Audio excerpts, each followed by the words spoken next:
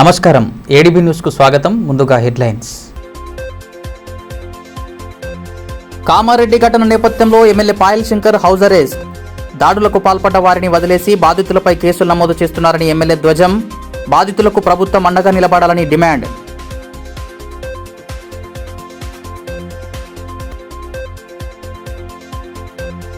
ప్రశాంతంగా తెలంగాణ గురుకులాల ప్రవేశ పరీక్ష.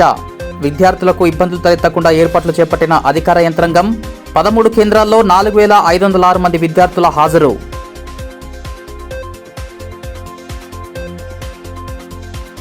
తెలంగాణ గురుకులాల ప్రవేశ పరీక్ష ఆదివారం ప్రశాంతంగా జరిగింది. 5 నుండి 9 వరకు తరగతుల్లో మిగిలిన సీట్లకు గాను పరీక్ష నిర్వహించారు. ఆదివారం ఉదయం 11 గంటల నుంచి పరీక్ష ప్రారంభమై మధ్యాహ్నం ముగిసింది. ఆదిలాబాద్ జిల్లాలో 4820 మంది బాలబాలికలు దరఖాస్తులు చేసుకోగా వీరి కోసం పట్టణంలో 13 పరీక్షా కేంద్రాలను ఏర్పాటు చేశారు. ఉదయం 10 గంటలకు పరీక్షా కేంద్రాలకు విద్యార్థులను వారి తల్లిదండ్రులు తీసుకొచ్చారు. హాల్ టికెట్లను సరిచూసి విద్యార్థులను తనిఖీ చేసిన అనంతరం వారిని లోనికి అనుమతించారు. విద్యార్థులకు కేంద్రాల్లో ఎలాంటి ఇబ్బందులు లేకుండా పూర్తి ఏర్పాట్లు చేశారు. విద్యార్థులు లోపల పరీక్ష రాయగా తల్లిదండ్రులు ఆయా పరీక్షా కేంద్రాల వద్ద వారి రాక కోసం ఎదురుచూశారు. కాగా 5వ తరగతిలో 1572 మందికి గాను 1517 మంది హాజరై 55 మంది గైర్హాజరయ్యారని, 6వ తరగతిలో 1526కు 1448 మంది హాజరై 75 మంది గైర్హాజరయ్యారని, 7వ తరగతిలో 662 మందికి గాను 615 మంది హాజరై 47 రాలేదని, 8వ తరగతిలో 615కు గాను 557 హాజరై 38 హాజరు కాలేదని, 9వ తరగతిలో 370 మందికి గాను 349 మంది హాజరై 21 మంది గైర్హాజరైనట్లు గురుకులాల జిల్లా సమన్వయ అధికారిని ఎం లలిత కుమారి తెలిపారు.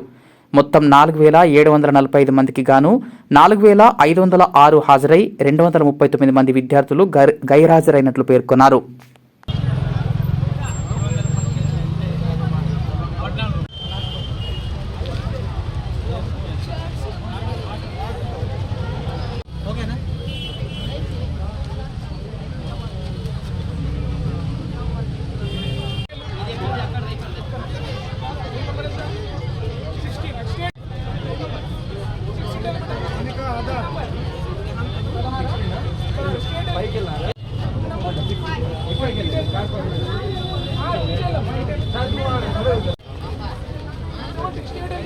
రాష్ట్రంలో రోజురోజుకు హిందువులపై దాడులు పెరుగుతున్నాయని, దీన్ని అరికట్టాల్సిన ప్రభుత్వం హిందువులపైనే కేసులు పెడుతుందని ఎమ్మెల్యే పాయల్ శంకర్ మండిపడ్డారు.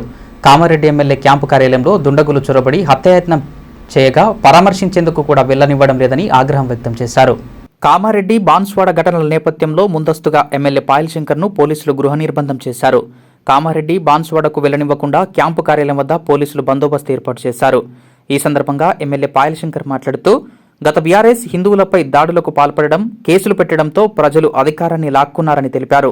ఇప్పుడు కాంగ్రెస్ హయాంలో కూడా హిందువులపై దాడులు పెరుగుతున్నాయన్నారు. కామారెడ్డిలో ఎమ్మెల్యేపై బాన్సువాడలో దాడి చేసిన వారిని వదిలి బాధితులైన 100 మందిపై కేసులు పెట్టారని ఆరోపించారు. ఘర్షణలకు పాల్పడుతున్న వారిపై చిన్న కేసులు పెట్టారన్నారు. శాంతి భద్రతల పరిరక్షణ అంటే కేవలం హిందువులపై కేసులు పెట్టడం కాదని, ఘర్షణకు కారణమవుతున్న వారిపై కఠిన చర్యలు తీసుకోవాలని సూచించారు. కామారెడ్డి ఎమ్మెల్యే క్యాంపు కార్యాలయం లోపలికి వెళ్లి హత్యాయత్నం చేసే ప్రయత్నం చేశారన్నారు.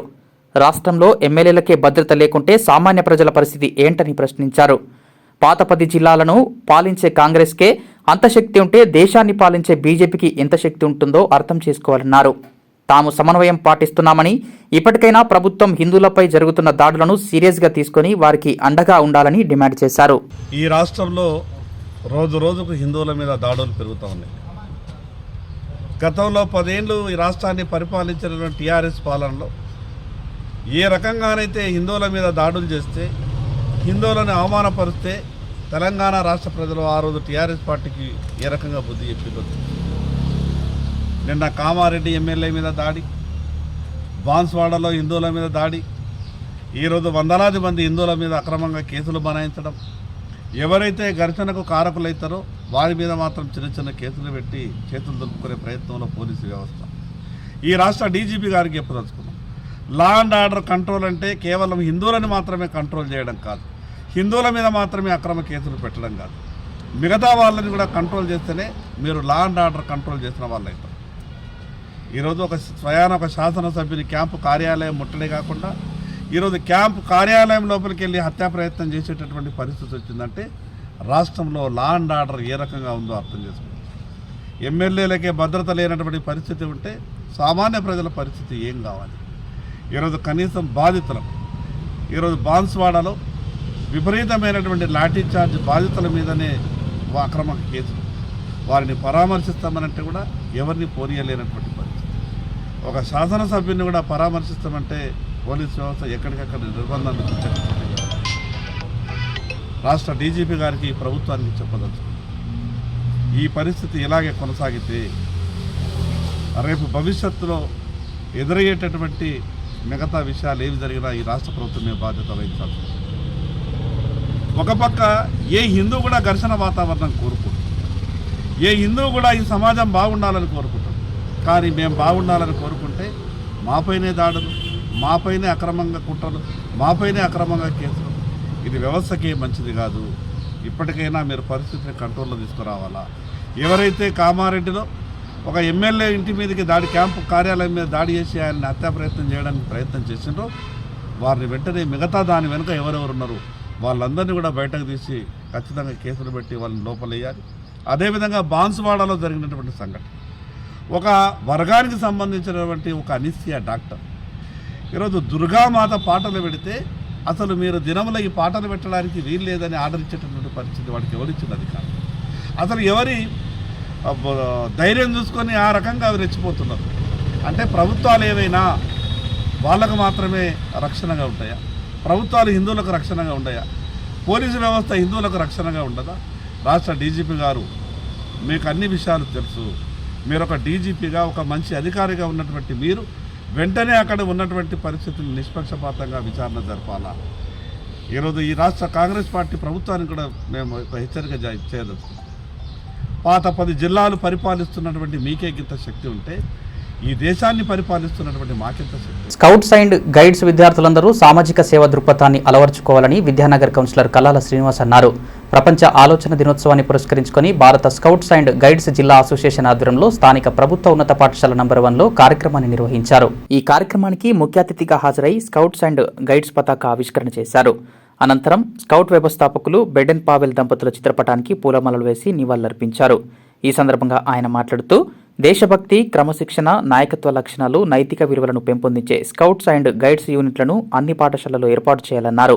స్కౌట్స్ గైడ్స్ ద్వారా విద్యార్థులు భావి భారత పౌరులుగా ఎదిగేందుకు ఈ శిక్షణ దోహదం చేస్తుందన్నారు. విద్యార్థులు అధిక సంఖ్యలో చేరేలా ఉపాధ్యాయులు కృషి చేయాలని కోరారు. అనంతరం సర్వమత ప్రార్థన నిర్వహించారు. స్కౌట్ అండ్ గైడ్స్ విద్యార్థులు శ్రమదానంలో భాగంగా పాఠశాల ఆవరణను శుభ్రం చేశారు.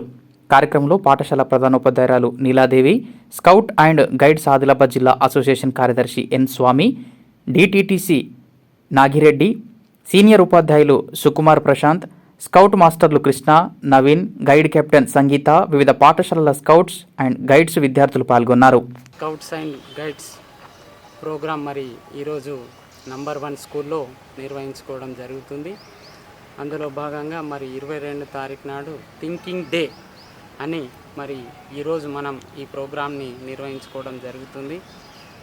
ఇందులో సేవాభావం, మరి ప్రజలకు ఎట్లా సేవ చేస్తే బాగుంటుంది, మిగతా అన్ని ఆలోచన చేసుకొని మరి ఇది రాష్ట్రంలోనే కాదు ఇంటర్నేషనల్లో మరి ఇది చేయబడుతుంది. ఇది ప్రజలకు చేరువగా ఉంటూ మరి ప్రజల చేత ఆలోచింపజేసే విధంగా మరి ఈ రోజుని వీళ్ళు స్పోర్ట్స్ అండ్ గైడ్స్. కామారెడ్డిలో కాంగ్రెస్, బీఆర్ఎస్ 2 పార్టీలు కలిసి బీజేపీ ఎమ్మెల్యేపై దాడి చేశాయని, ఎమ్మెల్యే పాయల్ శంకర్ చేసిన ఆరోపణలు సరికావని బీఆర్ఎస్ నాయకులు ఇజగిరి నారాయణ అన్నారు. కాగజ్ నగర్లో కాంగ్రెస్తో బీజేపీ పొత్తు కలిసి మైనార్టీ వర్గానికి చైర్మన్ ఇచ్చారని గుర్తు చేశారు. అయితే పరిస్థితులకు అనుగుణంగా బీజేపీ అధికారం కోసం ఎవరిపైనా నెపం వేస్తుందని ఆరోపించారు.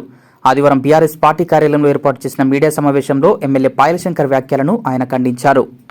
Adilabad BJP party MLA Payal Shankar గారు బీఆర్ఎస్ పార్టీ పైన, మాజీ మంత్రి జోగు రామన్న గారి పైన విషయంగా అక్కడ తీవ్రంగా ఖండిస్తూ ఉన్నాం. ఆయన నిన్న ప్రెస్ మీట్లో మాట్లాడుతూ కామారెడ్డిలో కాంగ్రెస్, బీఆర్ఎస్ కలిసి విషకూటలుగా ఏర్పడి అక్కడ మున్సిపల్ చైర్మన్ ఎన్నుకొని ఈ 2 పార్టీలు కలిసి మా ఎమ్మెల్యే పైన దాడి చేశారని చెప్పి మాట్లాడుతున్నారు. ఆదిలాబాద్లో ఎట్లయితే కాంగ్రెస్ బీఆర్ఎస్ విషకూటమి ఏర్పడ్డదో కామారెడ్డిలో కూడా అదే విధంగా ఏర్పడదని చెప్పి మాట్లాడుతున్నాం. ఈ వ్యాఖ్యలు తీవ్రంగా ఖండిస్తూ ఉన్నాం. అసలు కామారెడ్డిలో బీజేపీ పార్టీ ఎమ్మెల్యే రమణారెడ్డి గారి పైన జరిగినటువంటి కాంగ్రెస్ చేసినటువంటి దాడి, ఆ రెండు పార్టీల పైన ఆ రెండు పార్టీల వైరుధ్యాలకు బీఆర్ఎస్ పార్టీ సంబంధం ఏంటని చెప్పి అడుగుతా ఉన్నాం. అక్కడ ఉన్నటువంటి కాంగ్రెస్ పార్టీ నాయకులు షబ్బీర్ అలీ గారు కానీ మీ బీజేపీ పార్టీ ఎమ్మెల్యే తను కానీ వాళ్ళ మధ్య యొక్క అవినీతిపరమైనటువంటి అక్రమ దందాలకు సంబంధించినటువంటి ఒకరిపైన ఒకరు ఆరోపణలు చేసుకొని దాడులు చేసుకున్న దానికి బీఆర్ఎస్ పార్టీకి ఎలాంటి సంబంధం ఉంటుందో ఒకసారి పాయలశంకర్ గారు గమనించాలని చెప్పి అడుగుతా ఉన్నాం. ఇవాళ బీఆర్ఎస్ కాంగ్రెస్ విషకూటమి కట్టిండ్రు అని మాట్లాడుతున్నారు. బీజేపీ కాంగ్రెస్ కలిసి కాగజ్నగర్లో మున్సిపల్ చైర్మన్ ఎన్నిక జరిగింది. ఇది ఏ కూటమి అంటారు? బీజేపీ పార్టీ సంబంధించినటువంటి కౌన్సిలర్ అంతా కలిసి మైనార్టీ సుల్తానా మేడంను మున్సిపల్ చైర్మన్గా చేశారు. అక్కడ మీ సంబంధించినటువంటి పాల్వై హరీష్ రావు గారు ఏం మాట్లాడుతున్నారు? మా హిందువులు 5 గెలిచారు కౌన్సిలర్గా, మైనార్టీ 8 మంది గెలిచారు కాబట్టి మైనారిటీకి ఇవ్వకుంటే ఎవరికి ఇస్తాము? మేము రాజకీయాలకు అతీతంగా పరిస్థితులకు అనుగుణంగా ఖచ్చితంగా మార్పు జరగాల్సిందని చెప్పి హరీష్ రావు గారు మాట్లాడుతున్నారు. హరీష్ బాబు, ఇవాళ బైసలో మీది విషకూటమి కాదా? ఎంఐఎం రెబల్ అభ్యర్థులను పట్టుకొని మీరు అక్కడ మున్సిపల్ చైర్మన్ చేయలేదా? అక్కడ మీ సంబంధించిన రామారావు పటేల్ మీ బీజేపీ ఎమ్మెల్యే అయినే మాట్లాడుతున్నాడు, హిందూ ముస్లిం బాయ్ బాయ్ అని మాట్లాడుతున్నాడు. మేము చాలా గర్వహిస్తున్నాము. అట్లా మీ పార్టీలో ఒకరికొకరికి పొంతన లేకుండా మాట్లాడుతున్నారు. మీ యొక్క 2 జాతీయ పార్టీలకు సంబంధించినటువంటి అవినీతి ఘర్షణలో బీఆర్ఎస్ పార్టీకి ఎలాంటి సంబంధం ఉందో మీరు ఒకసారి గమనించకూడతా ఉన్నాం. పాలిస్తున్నా మీరు ఎట్లా హైదరాబాద్ మీదుగా ఒక్కసారి మెంటల్ హాస్పిటల్ చూసుకోనండి. మీరు అనవసరంగా పిచ్చి లేపుకొని ఆదిలాబాద్ నియోజకవర్గం ప్రజలకు పిచ్చి లేపకండి. మరొకటి, మేము ఆదిలాబాద్ ప్రాంతంలో ఇంకా కాటన్ రైతుల దగ్గర ఇంకా నిల్వ ఉన్నది, ఇంకా కొంత ఏరే దశలు ఉంది.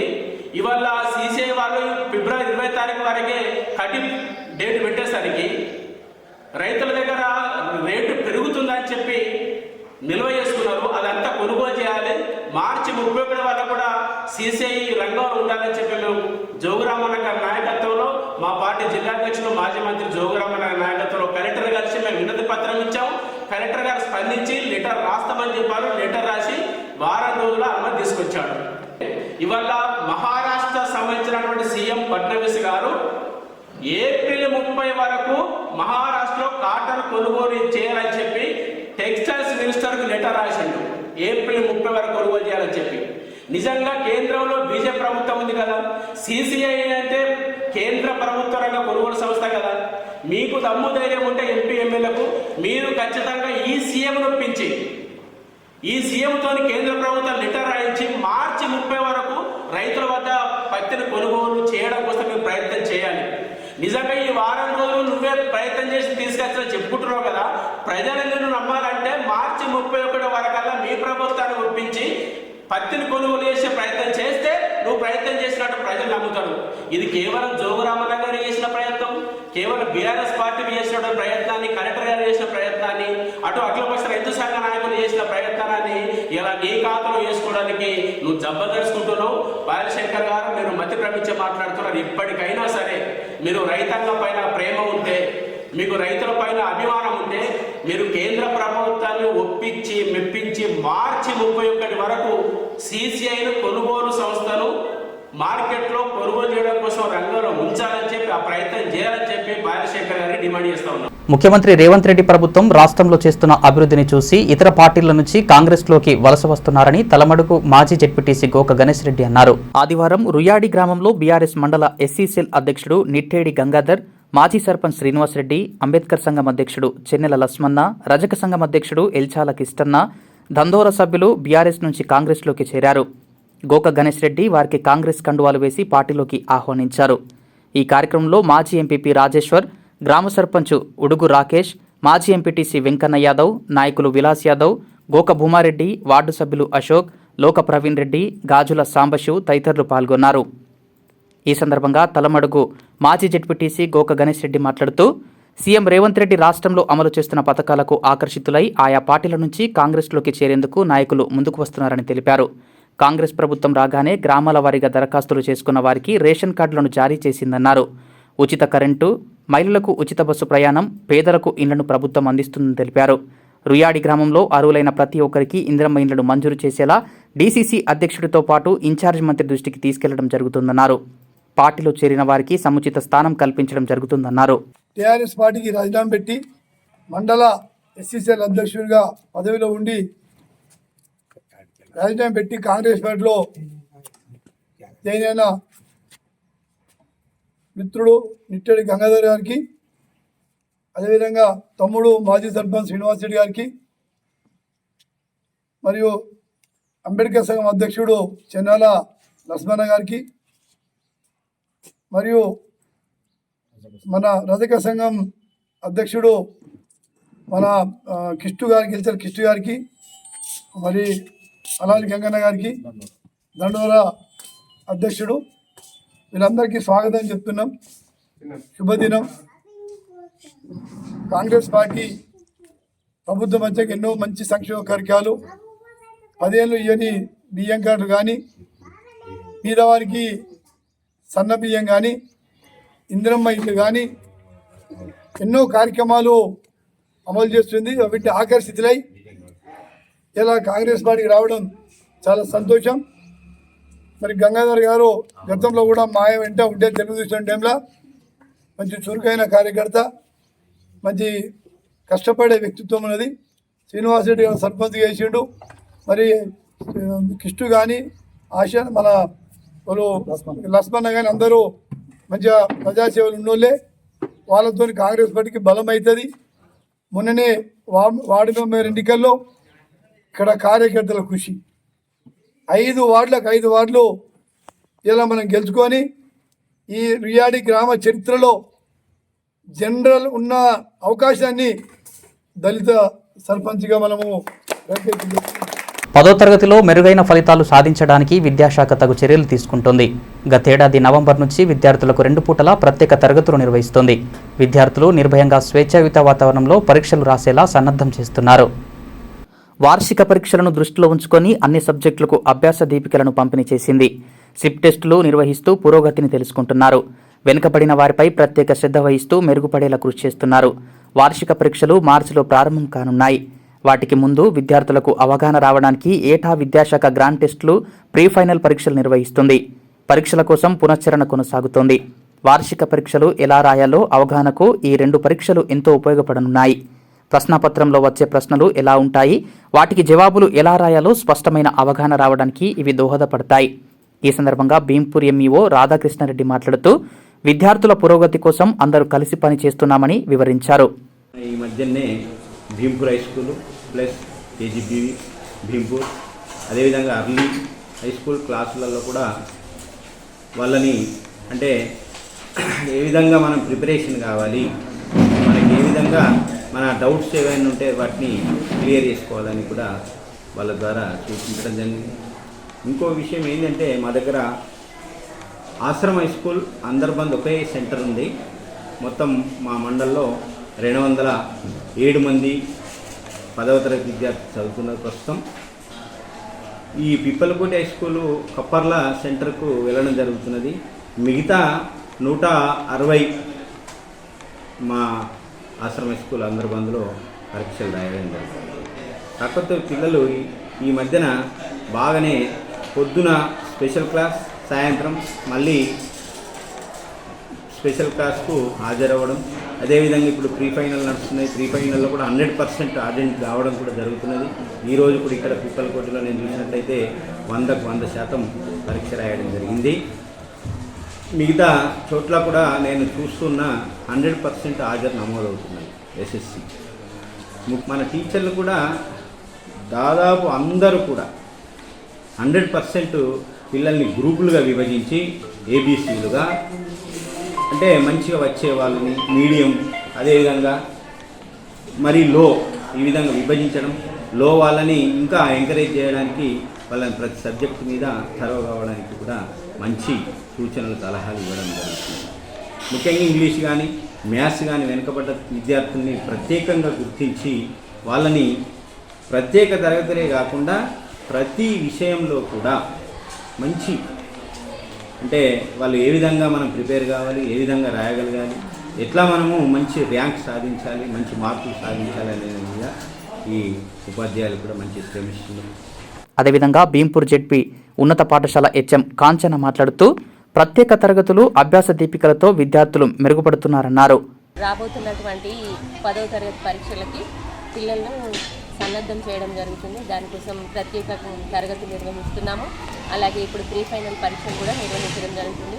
మార్నింగ్ 8:15 to 9:15 వరకు ప్రత్యేక తరగతులు, అలాగే ఈవినింగ్ కూడా 4:15 నుంచి 5:15 వరకు ప్రత్యేక తరగతులు నిర్వహిస్తున్నాం. అట్లాగే ప్రతి సబ్జెక్ట్ టీచర్ కూడా వాళ్ళ సబ్జెక్టుకి సంబంధించినటువంటి టిప్స్ నేర్పించడం జరుగుతుంది. నాకు సంబంధించి నేను బయోసైన్స్ బోధిస్తున్నాను.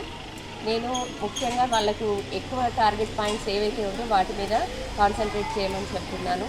వచ్చేటటువంటి ఎట్లాగో ఒక ప్రయోగం వస్తుంది, దాని గురించి ప్లస్ వాళ్ళకు పఠ నైపుణ్యం గురించి, అవి రెండు తప్పనిసరిగా వచ్చే క్వశ్చన్స్ వాళ్ళు ఈజీగా చేయగలుగుతారు కాబట్టి వాటిని చేపిస్తున్నాము.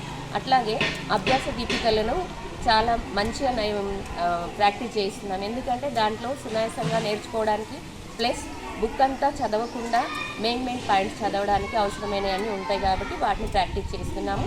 గ్రాండ్ టెస్టులు చాలా ఉపయోగకరంగా ఉన్నాయని, పరీక్షలకు సిద్ధం కావడానికి సహాయపడతాయని విద్యార్థులు తెలిపారు. చదువుతున్నాను.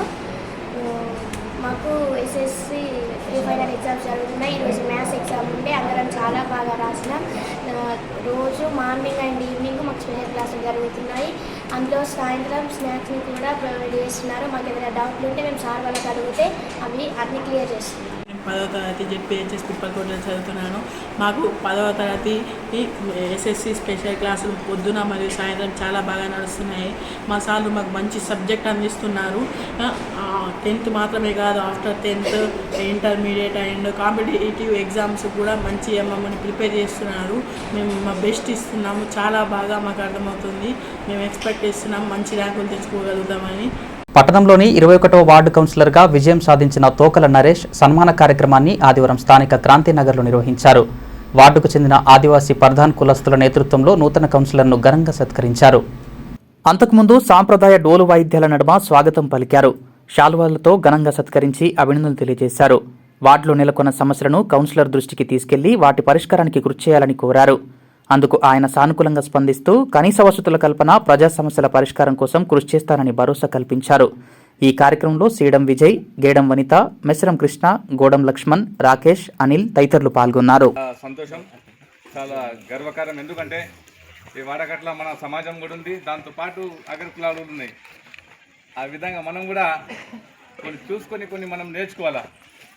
ఏదంటే మనం ఎందుకు ముందుకు వస్తలేమంటే ఇట్లా కార్యక్రమం చిన్న చిన్న కార్యక్రమం చేస్తూ ఉంటే మనం ముందుకు వస్తామని నేను ఆశిస్తూ ఈరోజు సభ ముందు అందరు వచ్చినట్టు మన సమాజంలో మళ్ళీ అందరు మిత్రులు బంధువులు మన కృష్ణకుమార్ గారు, మన అలాగా గేడం వనిత గారు, మన రాష్ట్రీయ ప్రధాన జనజాతి ఉత్థాన సంఘటన నుంచి అవకాశం ఇచ్చినట్టు కృష్ణకుమార్ మీ వాళ్ళందరికీ ధన్యవాదాలు తెలుపుతూ థ్యాంక్ యూ.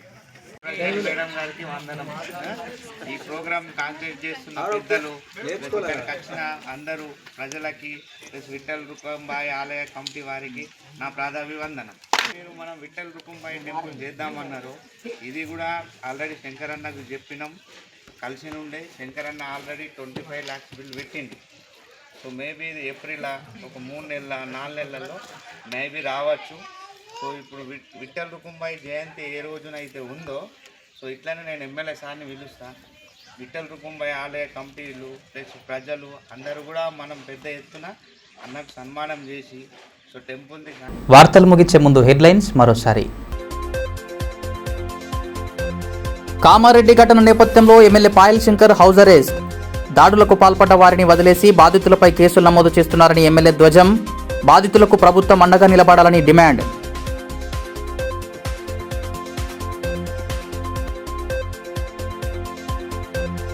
ప్రశాంతంగా తెలంగాణ గురుకులాల ప్రవేశ పరీక్ష. విద్యార్థులకు ఇబ్బందులు తలెత్తకుండా ఏర్పాట్లు చేపట్టిన అధికార యంత్రాంగం. 13 కేంద్రాల్లో 4506 మంది విద్యార్థుల హాజరు.